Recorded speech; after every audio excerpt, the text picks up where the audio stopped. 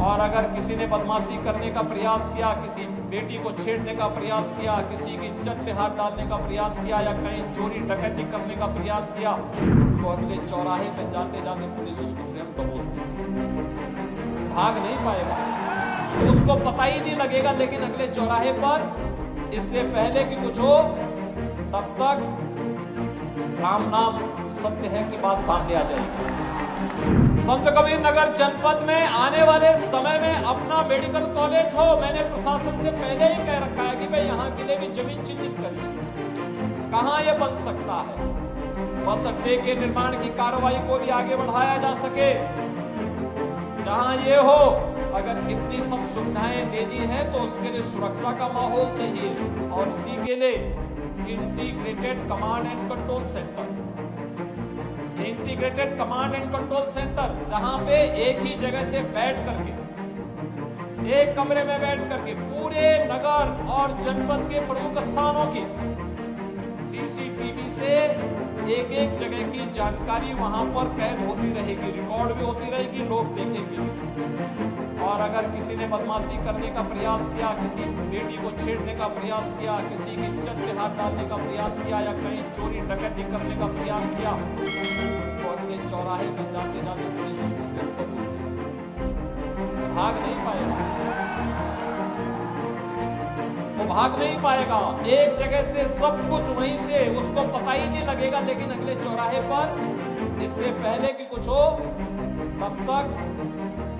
राम नाम सत्य है की बात सामने आ जाएगी।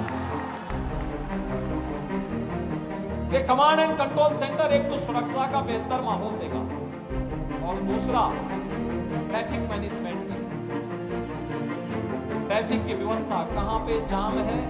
ये देखने का काम भी इसके माध्यम से ट्रैफिक पुलिस करेगी, डायरेक्शन देगी, कहां पे पुलिस को लगना है, कैसे व्यवस्था होनी है, कहां जाम है, यह देखने का भी एक अवसर मिलेगा। नगर पालिका परिषद स्वच्छता के कार्यक्रम की मॉनिटरिंग भी ICCC से देख सकती है। और ठीक इसके साथ ही कोरोना कालखंड में integrated command and control centre की उपयोगिता आपने देखी होगी। कमांड यानी कोरोना कालखंड में हम लोग इसका उपयोग करते थे, एक एक गांव में स्क्रीनिंग करने की, एक एक गांव में क्या गतिविधियां चल रही इनको देखने की, हॉस्पिटल की व्यवस्था को संचालन करने की,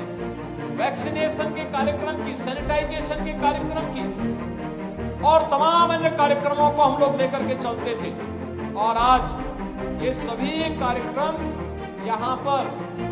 मुझे बहुत अच्छा लगा कि संत कबीर नगर जनपद ने भी अपना ICCC बना दिया है और उसको व्यवस्थित तरीके से आगे बढ़ाने के लिए कार्य किया है। मैं इसके लिए यहाँ के जनप्रतिनिधियों को भी धन्यवाद दूंगा कि इन्होंने अपनी निधि का उपयोग भी ICCC बनाने में किया, और उसका परिणाम है कि एक सुरक्षित खलीलाबाद, सुरक्षित मगहर, सुरक्षित संत कबीर नगर, उनके प्रयासों से आज यहाँ पे प्रशासन और शासन की योजना का लाभ यहाँ पर उसके माध्यम से लोगों को प्राप्त होगा।